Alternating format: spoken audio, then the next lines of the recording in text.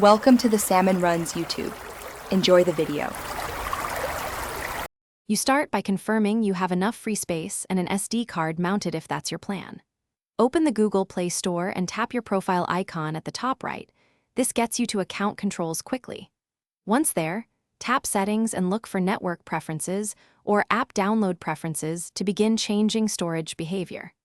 Make these initial choices now so the store knows where and how to install apps.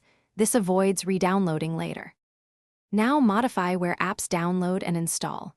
In App Download Preferences, pick your preferred network to avoid unexpected cellular usage. If your Android supports external storage, change the default install location to the SD card so new installs go there automatically. For already installed apps, open My Apps and Games, select Installed, pick the app, go to Storage, and use the Change button to move it to internal or SD. These steps let you control storage per app and for new installs overall. Finish by restarting your device so the system indexes moved apps and reclaims space. Make sure to verify apps launch correctly.